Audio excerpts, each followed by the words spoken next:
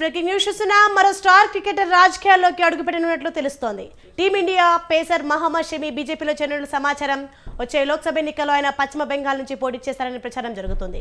ఎన్నికల్లో పోటీ విషయమై ఇప్పటికే బీజేపీ అధిష్టానం ఈ క్రికెటర్ను సంప్రదించినట్లుగా సమాచారం.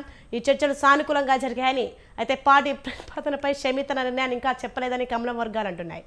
పశ్చిమ బెంగాల్లోని బసిర్హాత్ నియోజకవర్గం నుంచి ఆయనను బరిలోకి దించాలని బీజేపీ భావిస్తోంది.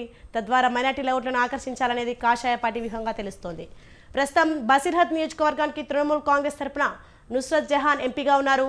ఇటీవల దేశవ్యాప్తంగా తీవ్ర దుమారం రేపిన సందేశ్ ఖాళీ ప్రాంతం ఈ నియోజకవర్గ పరిధిలోనిదే.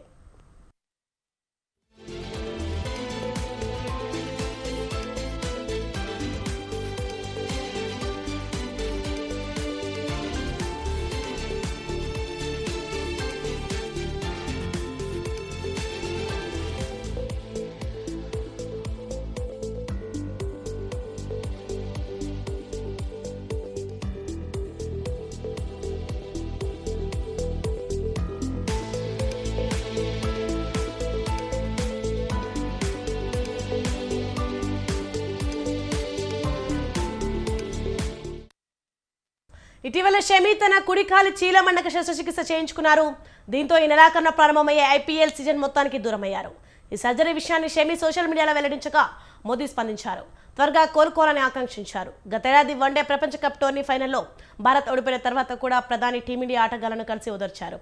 ఆ టోర్నీలో అద్భుత ప్రదర్శన కనబరిచిన షమిని మోదీ ప్రత్యేకంగా అభినందించారు.